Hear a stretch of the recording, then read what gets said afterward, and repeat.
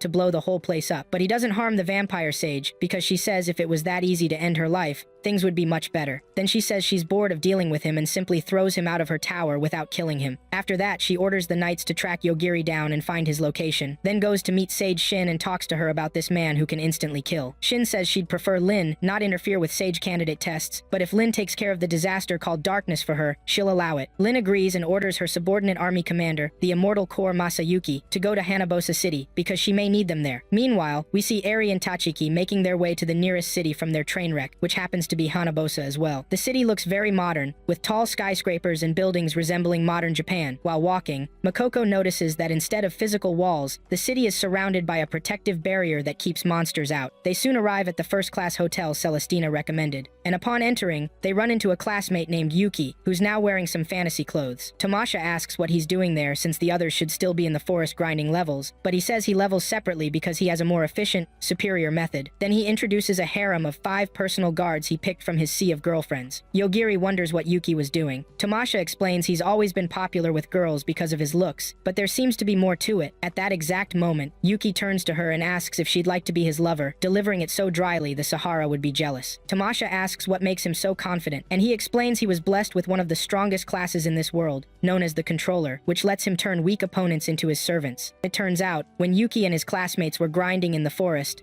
everyone avoided him because of his class. But then Ardo approached and revealed that he had a support class. He told Yuki the hidden details of the controller skill and suggested a plan he discovered after watching the anime The Shield Hero. He told Yuki to buy low-level servants and have them fight for him to gain experience and level up. This pyramid scheme leveling idea matched Yuki's desire to have his own private harem and led to this situation. Tamasha rejects him, saying she'll stay with Yogiri, and the two walk away. Meanwhile, we see the vampire Sage Ling fighting the aggressor called Darkness. Yogiri decides to get some rest and ends up sleeping for 3 straight days, while Tamasha waits in her room the whole time. During that time, Makoko tells her someone's been watching her with hostile intent and decides to wake Yogiri, asking him to come to her room. Yogiri comes out, uses hostile detection hacking, then instantly kills Yuki's weakest personal guard, Erika, with his instant death ability. He then goes into Tomi's room and tells the hotel reception a woman collapsed in the lobby on his floor. At the same time, we also see the immortal core of lions causing chaos in the city streets, riding over civilians and turning them into zombies to make them part of her army. Meanwhile, Yuki notices Erika's signal disappeared and wonders what happened to her. He sends 2 of his personal guards to secure Tamasha while he clears a 150-floor deep dungeon by turning defeated monsters into his servants. On the other hand, Yogiri and Tamasha decide to leave the hotel to avoid any fight with Yuki, but they're ambushed by Riza, Yuki's head guard, an ice witch. She says she's here to take Tamasha and freezes them both in solid ice, but Yogiri destroys the ice with his ability and makes it very easy to break. Riza is shocked and tries to cast another spell, but Yogiri kills the spell and then her staff too, making her fall to her knees. After defeating her, Yogiri asks if she can use magic without her staff and if she has any other staves. She says she's a staff mistress and can only use magic through staves, and she carries a small spare in her treasure chest. She also tells them Yuki ordered Tamasha's capture. At that moment, they're attacked by a crawling wall doll, but Tamasha knocks it down using her martial arts skills, which manifest due to Makamoko's effect. It turns out to be one of Chelsea's other dolls, Yuki's guard, and Yogiri disposes of most of them with his ability as well. Riza then tries to surprise them with a small doll disguised as a hairpin, but Yogiri kills that one with his ability too. They then go out to make Chelsea stop fighting, and she surrenders all the information she has about Yuki and his plan. Seeing Riza and Chelsea defeated, Yuki decides to tempt them using a fleet of cockroaches he controls with his controller class and makes them attack the pair, but Yogiri uses his Wi-Fi monitoring hack to locate him and locks him in the dungeon. Meanwhile, we see Yuki's remaining personal guards, Euphemia and Stephanie. While Stephanie wonders what to do after breaking free from his contract, she decides to stay by his side and cries for a while Euphemia makes her way out of the dungeon and wonders why so much light is coming from the entrance. After getting out, she finds herself in a desert, then turns to see darkness devouring the city and leaving only sand in its wake. She also finds a flying lion in the sky and says her attacks are useless against the formless darkness, and there's nothing she can do now to stop it. She flies down, casts a magic spell on Euphemia, turns her into her servant, and forces her to tell her everything she knows. Meanwhile, Yogiri and Tamasha make their way out of the hotel and wonder what's happening outside, where everyone around them has turned into zombies, and someone on the loudspeaker is shouting that the zombie party is about to start. They both decide to flee the city, while Leon tells Euphemia she wants to know if Yeji can kill her with his power or not. At the same time, we see the commander of the Immortals talking to the city mayor named Reida, who turns out to be Leon's servant as well. Masayuki asks Ryota to hand over the town's Kaz. It's an order from the sage. Leon then uses the public loudspeakers to announce to the residents that he's searching for those 2 people, showing Yujiri's and Tom's photos on every screen in the city. He tells them that if they want to live and not turn into zombies, they need to move quickly, because he's also sealed the city with a barrier using the key. This makes Raida really angry. He worked hard to make the city prosperous, but now he can't do anything against Leon's orders. With everyone coming after them after Tasha's bat attacked the ketones, Yujiri decides to go to the town square to make a deal with Masayuki himself. Once there, he asks him to lower the barrier because they want to take control of a train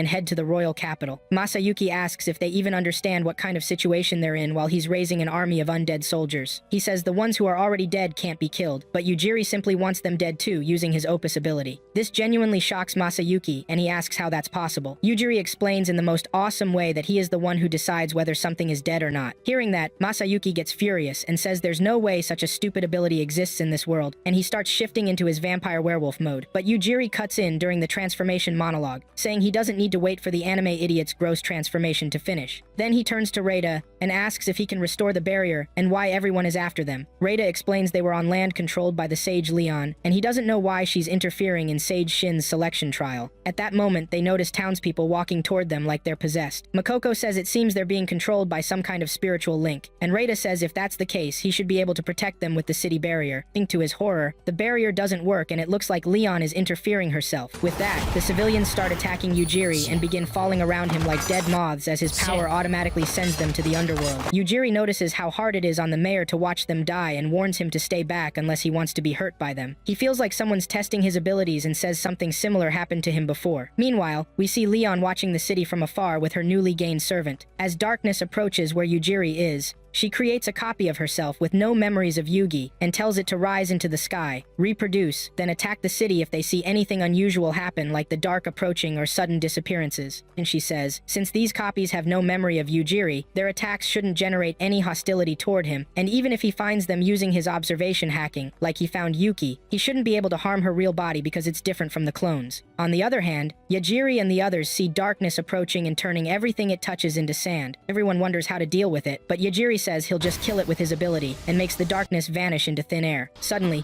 meteor-like red attacks start raining from the sky and destroy the city. Tamacha uses her sharp sight and says they look like a woman with red hair wearing a red dress. Ryota confirms it's the Sage Leon and wonders why she's doing this, losing all respect for her. They wonder how to handle this attack since Yujiri says they're too fast for him to use his ability on, and they don't have any hostility he can track. If they can make her aim directly at him, he could attack her again with his power. Ryota suggests heading to an open park area likely to be the next target. Based on data he analyzed using the bird's eye view skill he got as mayor, he transports them to the park using his authority and disappears moments before Leon's copy attacks them. Tamacha spots it in time so Yujiri can locate and eliminate it with his ability. Tasha also defends them from the blast using Makamoko powers and the matter conversion tech they recovered from the attacking giant robot. Elsewhere, Leon tells Yu that all her blood was defeated using Yujiri's ability. She says she now only needs to create dolls with different memories, so he can't target them all at once. To her surprise, her real body was killed in her home, causing her complete disappearance. But before falling, she feels some relief,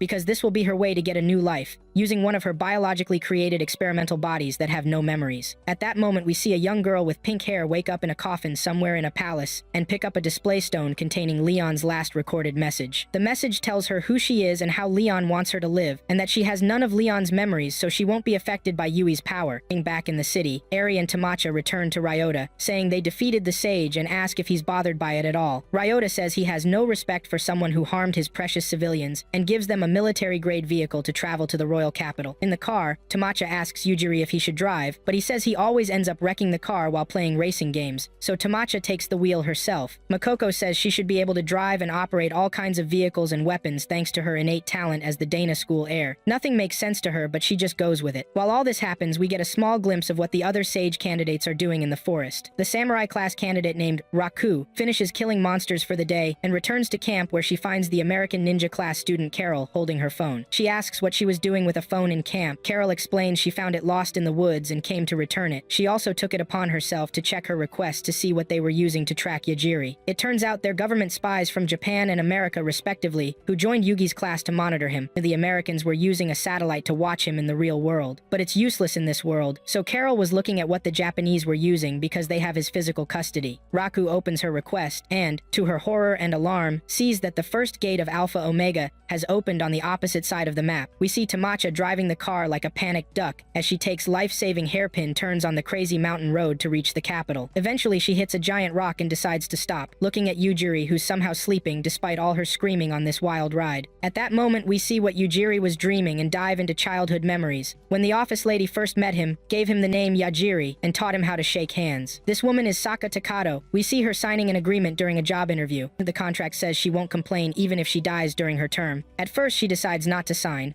unwilling to give her soul, but the interviewer Yoko convinces her by saying she'll get pension benefits if she agrees. After signing, she asks if there's some super-secret villain organization or something, but the scientists say they're a respectable association conducting special human experiments to improve society. Then they tell her job is to babysit a monster. She asks what he looked like, but Yoko says he hasn't seen him himself, only that he can kill anyone just by thinking. His codename is Alpha Omega, and they believe that by providing modern education and basic humanity, they might prevent him from wiping out all life on the planet. They tell her she's licensed as a teacher, so she's the right person for the job. They take her to an underground room and tell her she can't cross a line. Everything she might want to know about the job is written in the manual. After getting what she needs, she enters a room and opens the huge basement gate with her keycard, discovering a kind of artificially created facility with a natural-looking sky and landscaped background. She checks the manual to find the home where this monster is supposed to live, and upon entering finds only a small child sitting in the living room. This makes her really mad. She thinks it's absurd to confine a child like this. She takes him and tells him to play with a tadpole or something, but the child notices a shadow demon behind her and kills it with his powers. And he says these things sometimes come to attack him, but there's no need to worry. Also, it's almost dark, so if it's okay with her, he wants to play tomorrow instead. Hearing all this soothes, aka she pats him and introduces herself. She asks his name and he says they call him Alpha Omega here, and before coming here they used to call him Lord Akashi. At that moment they hear their stomachs grumble and decide to go inside and eat something. Soka realizes she'll have to cook too, but being a decent cook of dumb sandwiches, she ends up making instant ramen while the child takes a bath during their meal. She asks what name his mother used to call him. He doesn't know, so she names him herself Yajiri Takato, which makes him very happy. She then teaches him how to introduce himself with a handshake and say, "Nice to meet you." At that moment we see Eri wake up by Tamasha's hand, who says they've reached a dead end. They both decide to take another route and back up, but the car hits a small dragon on their way back. They get out, and Yajiri handles the monster before a fleet of dragons emerges from nowhere and starts flying toward them. He shoots them all down. Then they meet a golden lightning dragon that says they've trespassed and starts to fly away. Yujiri stops it and orders it to come back and explain what it meant, or he'll do some pest control on it too. The dragon returns and transforms into a small child, explaining that she was testing them to see if they were worthy of seeking the Swordmaster. They ask her who this Swordmaster is, which surprises her because she thought they were there to take the Swordmaster's test. They tell her they were on their way to the royal capital and got lost, so she introduces herself as Attila and offers to help them if they agree to go see the Swordmaster with her. After they agree, she takes them to a woolly forest where the Swordmaster is gathering all the applicants for the test. There they meet an old man named, or who announces that if half of them aren't gone within 10 minutes, they will all fail, which kicks off a massive royal battle. And the first to get cut is this miserable loser, followed by a bunch of others, including a suspicious group of mages whom Yagiri sends to with his ability. Both also get defended by a decent knight named Rick, who manages to save the loser Beta, who was cut in half and named Loni, thanks to a special stone called the Apology Stone that grants random powers and rewards. After that, they all head to the next test stage, and Lionel also explains that he got these stones from a lord to make up for his bad luck. He says he gets new stones every night, and these stones can summon random items and effects through the Ga system. As they near their next destination, the area's miasma becomes more toxic and even makes Loni vomit on the ground, but Makoko suddenly notices the miasma has vanished and wonders what caused it, while we see Yagiri acting strangely. Next, they head to the tower where, or shows them a giant sealing spell with the Dark King sealed inside it, along with the old Swordmaster, who thrust her sword through both of them when sealing them in this time seal, where time flows very slowly. Orban explains that it is their duty as Swordmasters to defeat the Dark King once he is freed, but then a witch girl reveals herself and throws a massive fireball at the Dark King, saying she'll defeat him once and for all, but the spell simply becomes stagnant in the time seal, and she realizes how stupid that was. Rick tells Yajiri that the witch is named Frederica, and that she's his friend who told him to take the Swordmaster test in the first place. Then the examiners tell everyone they need to reach the bottom floor of the tower while defeating monsters and completing various tasks to earn the points. They need 100 points within the next 24 hours, and also reach the bottom to pass the test. Meanwhile, Tamasha looks at the Dark King and asks Yagiri if he can kill him too, and Yugi tells her something that really shocks her. After hearing it, they both decide to hurry down the tower and join Rick and Lionel, making their way downward. Thanks to those who go before them, they can pass through many monsters and traps without worry, but Lionel still manages to nearly kill himself from a trap of a flying arrow. The Apology Stone helps him through it as usual. They even run into one of the king's knights named Teresa, supposedly a follower of U or A, but she turned rogue after killing way too many people during the test and is now berserk. Rick fights her for a while, and it looks like we'll get an epic battle, but Yagiri puts a stop to it using his ability and tells everyone to hurry. They then reach floor 998, which becomes a safe area with lots of rooms for participants to relax in. They all decide to go their separate ways from here. Rick moves forward, Lionel decides to rest until midnight to get new stones, while Tomasha and Yaguri take a good nap. But at midnight, Lionel gets a special anniversary event pulled from his gacha system, and is able to summon the Lord who called him to this world and gave him apology stones. She says she's just here to lose him, then takes her leave, while Yaguri and Tomasha simply sleep in the same bed. The next morning, when they wake, they see Makoko half stuck in the wall. She says something is causing all the souls in the tower to be sucked upward. Yaguri helps her by killing a sucking mechanism, then tells Tomasha to brace herself, because from now on he'll kill everyone indiscriminately, since they're in a dangerous place. She says it's fine, and that she's already hardened her nerves and isn't hypocritical enough to blame him while he does it to save her. Hearing that makes Yaguri really happy in his heart. He gets shy and blushes and says he's hungry and orders room service for their meal. Meanwhile, we see a sage named AI fighting another summoning sage named Roto, who abandoned his duties as a sage after coming to this world and created a community of Pekin in the forest to live there in peace. AI's job is to assassinate sages and sage candidates who abandon their duties. She has a power called the Just World that lets her manipulate the powers given to herself and others by the lords to the utmost degree. She kills Roto, and her dagger tells her the next targets are the sage candidates Yaguri and Tomasha, and tells her to head toward them. On the way, she ends up chased by Smin, who turns out to be Damon, the one who was wandering the forest since episode 1 following Yaguri's orders. It seems he somehow got rid of his connected servant and reveals he was received by Roto. But now that Roto is dead, he wants to follow AI and begs her to let him become her servant. They head toward Yugi's place and encounter the golden dragon or dragon they met before. Damon worries AI won't be able to defeat the dragon because her power only handles the cheating skills incoming otherworlders get, but she says she can intervene in any natural phenomenon and make it what she thinks, except that doesn't work if the target has enough Lux Day. She then makes the dragon unable to fly because it's too large, and before she can do anything else, an attacker named Hedgehog appears and immediately kills the dragon with his sharp leg, then disappears into the distance while a path to the Swordmaster's tower appears for AI. Meanwhile, Yajiri and Tacha cut their way through almost half the tower until they encounter a silver-haired man who accuses them of cheating. The man introduces himself as Glacio, the creator of the tower, and tells Yeri he's saddened because they've been bypassing all his traps by killing them with their ability. He says they're too dangerous to be left alone. He starts preparing some big spells and says he'll give them a choice, but Yagiri eats him to the other world, saying he's in a hurry. Then they go to the next area where they find another Dominator using his harem of girls to fight another test runner who turns out to be half-demon like Euphemia. Yagiri asks permission to pass because he's not interested in fighting, but the Dominator says he'll let them pass if they defeat his guards in a 3-on-3 battle. Yagiri agrees and dispatches them all with his ability and starts walking forward, which really angers the Dominator, who tries to cast a spell, but Yajiri knocks him down just as fast, calling him a liar. Seeing all this, the half-demon girl says she has a request for them, and they decide to at least listen. She introduces herself as Thea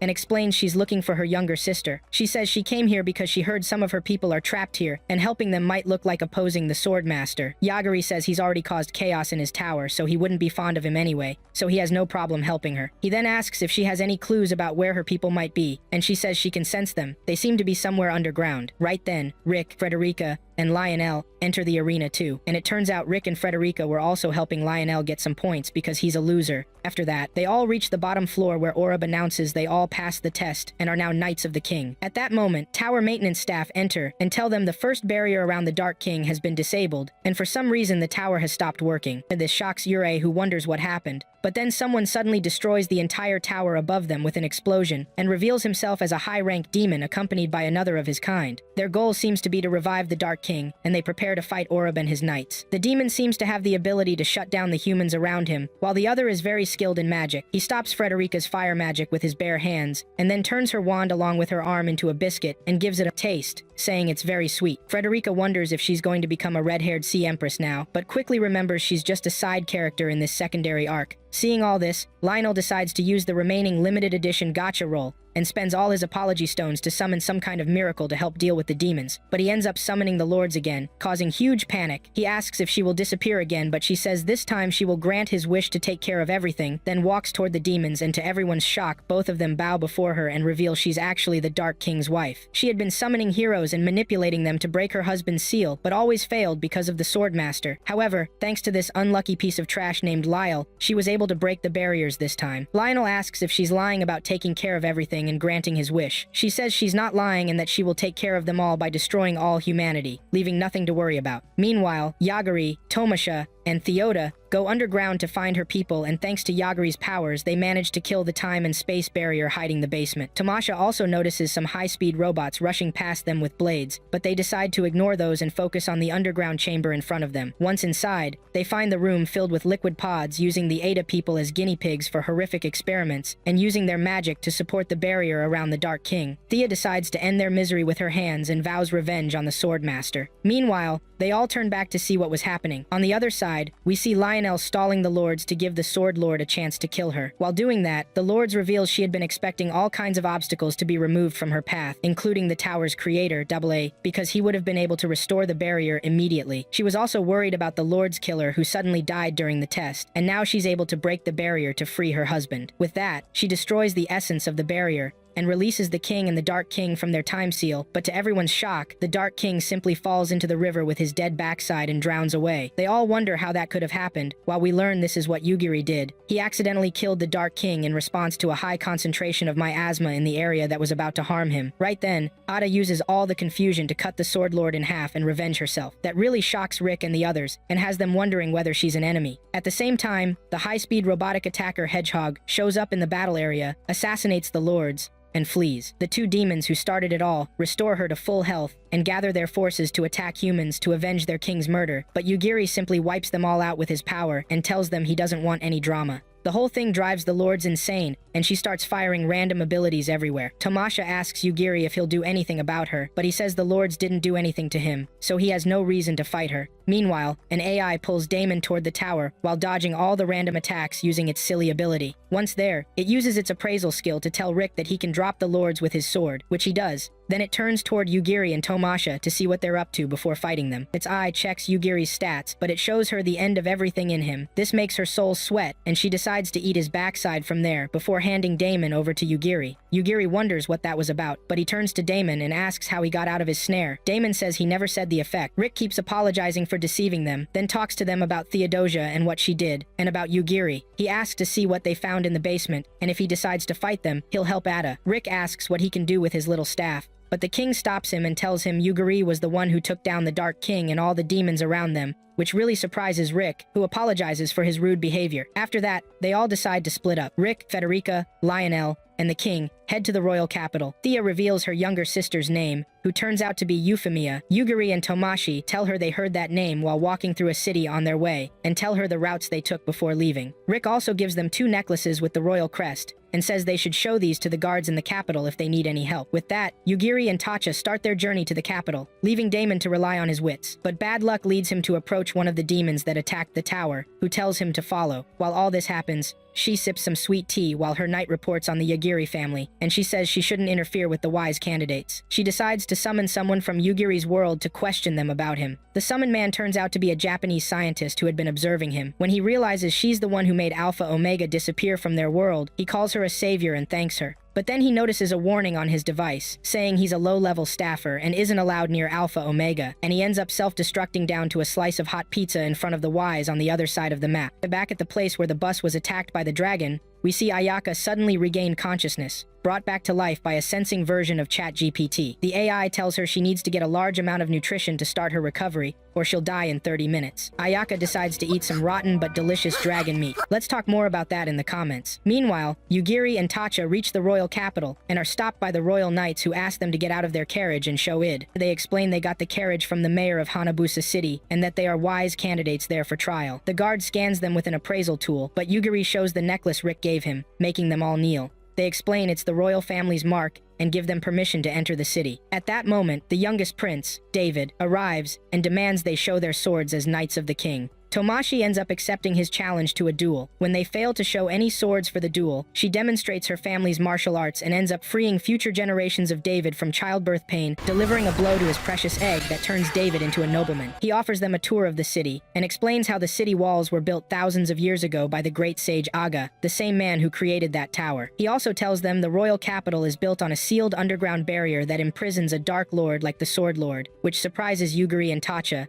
since they didn't expect more than one Dark Lord. Then Yugiri asks Tomoshi whether they should forgive their classmates or take revenge. Tomoshi decides to meet them first and see what stance they take. They join their classmates in the royal palace, where they all meet the 3 bad princes from the class, now known as the 3 bad lords. Beta decides to flex by revealing one of them can stop time. He approaches the king and behaves rudely, but the king cuts off his fingers and reveals their powers weaken significantly if they try to fight anyone connected to the royal family, and that they've been granted the wise protection. Then he sits on his throne and says, to become a wise, you must achieve a great feat within 1 month or you'll all fail. After that, the king walks away. Tachik and Yeri officially announce their presence, and they all talk, and Yugiri and Tacha finally agree to join them without violence. They invent a cover story that Yugiri immediately gained an insect-killing skill, and Tacha got a unique shield-creating skill that only works for her. Thanks to these skills, they escaped the dragon. The class leader still thinks they did the right thing, leaving them behind as bait, since many others' survival was a priority. With that out of the way, they all start wondering how to pass the wise exam and eventually get help from the royal family, who suggest they go down to the underground dungeon and defeat the Dark Lord as their achievement. Yugiri joins the losers group from their class, which includes 2 other men, one with cooking ability and the other who can read anything. Soon, another man named Seihai joins them with an ability called Death Lord, which is very similar to Yugiri's instant kill ability but a lower tier version. The man sits in front of Yugiri and reveals he's with a cult that hails him as the Lord of Death and also calls him Lord Akashi. The men say they were watching him with their mechanical eye, but it stopped working since they came to this world. Then the man walks away, saying he'd be happy to serve him if he needs help. After that, the other 2 spies also contact Yugiri and Tomasha and apologize for deceiving him all this time. Yugiri says he doesn't mind as long as they don't cause him trouble, and he lets them focus on surviving in this new world. He says he wants to meet Sage Shen, because she might know a way back to their world. Meanwhile, we discover Euphemia managed to meet Leon's new body and decided to serve her. The new body calls itself Arlai and takes Euphemia along on a journey to find the man named Yugiri. Also, Shen goes to Sai in the sage's world and finds she's suffering from PTSD after seeing Yugiri. She becomes worried and says she needs more information about what he really is and decides to go meet their classmates. At the same time, the Demon Lord Gel teams up with Damon because he knows about Yuri and takes him to the royal capital to unseal the late Dark Lord's younger and more powerful sister, who resides under the royal capital. Once they enter the city, they go to a tavern and try to get information on the dungeon entrances, but then they see the 3 bad there. Damon says he must avoid being found by them, or it'll be annoying for him. Suddenly, AKA flies into the tavern and starts beating one of the fools until he becomes tomato sauce, telling the others to go back and tell everyone she won't forgive them and will get revenge for leaving her behind as bait. Seeing this makes Damon really worried too, but suddenly, Shen appears in front of them and asks Damon about Yugiri. He says he doesn't know much about him, but he gets from her the information about the secret dungeon entrance. Shen says it'll be fun to watch what they do and then returns to her wise world. And that night, while talking with her maid, she gets an unexpected guest who turns out to be Harad, an analyst from the wise candidates. Herod tells Shen he found his way to her room using his problem-solving skills and asks her to extend their exam deadline. Shen says she'll think about it in exchange for him taking care of Yugiri. He smiles and agrees. After that, Herod hires an assassin who has the wise powers and spirits and asks him to kill Yugiri. On the other hand, the other sage candidates are worried for their lives because they fear AKA will come after them. One of those candidates, named Ryona, who has the ability to enhance her strength, finds AKA and tries to snipe her with high-speed rocks, but AKA bats them away like it's nothing and goes to fight her. She utterly destroys Ryona and her spirit, but Ryona says she's not at full strength because of that stupid suppression ability the king activated all over the royal capital. Hearing that, AKA lets Ryona go to recover, then flies off to burn the royal palace to ash. After taking care of that, she returns to fight Ryona at full power and begins destroying her again. The next night, she fights the losing cook, who somehow gives her a real fight. He derives his power by assuming she's an ingredient, then uses his chef stance to fight her with a kitchen knife and a shadow clone technique, claiming it's a basic chef skill because cooks often need many hands to keep the kitchen running. But even after all that, AKA ends up grilling him into barbecue with her dragon fire. Meanwhile, we discover the Reader Man actually has the ability to see the future writing itself in his notebook once he makes a decision. While all this is happening, Damon and Laut go down to the secret dungeon and discover the Dark King's sister managed to break the seal by herself, but chose to stay there to avoid angering her brother. She has a bad brother complex and loves him so much that she's kind to Laut and Damon too. She returns to fight Ryona at full strength, but when Laut tells her that her brother is dead and who did it, she becomes truly furious, grabs his arms, says she will revive her brother, and begins devouring everything around her with her magic. Elsewhere, we see Shin arrive at the dining hall to meet the sage candidates. After granting Herod an extension, she tells everyone she's not happy with how the sage exam has turned out and thinks it's far too easy, so she wants them to fight each other until only one remains. That person will be the sole sage. This marks the start of the royal battle, where the man with the Death Lord power tries to use it on her, but she says it doesn't work on her because she fully heals by leveling up, then she knocks him out with a flick of her fingers. Meanwhile, Yogiri is relaxing outside and sees David walking as if asleep under some spell. He watches him jump into a ravine. Yogiri tries to help and ends up falling underground with him. The Dark King's sister, called Mana, shifts into her liquid form Mona and starts overtaking everything in sight, flowing out of the royal capital with tremendous force. While falling, Yogiri saves himself and David by stopping their momentum with his ability, then meets Damon, who's also fleeing Mana for his life. They all end up taking an elevator that takes them up, and once there, Yogiri goes to meet Tomasha to find out what's been happening. She tells him about the royal battle, and they end up fighting a group of their classmates too. Meanwhile, AKA decides today is a perfect day for revenge, and joins the royal battle. She ends up fighting a girl who can summon all kinds of modern weapons, and when that girl starts losing, she summons a nuclear bomb like a loser, and drops it on AKA. The explosion destroys everything around it and takes Yogiri and the others in its blast, but Yogiri saves them all by killing the laws of physics, why not? Haka manages to survive the blast by abandoning her human form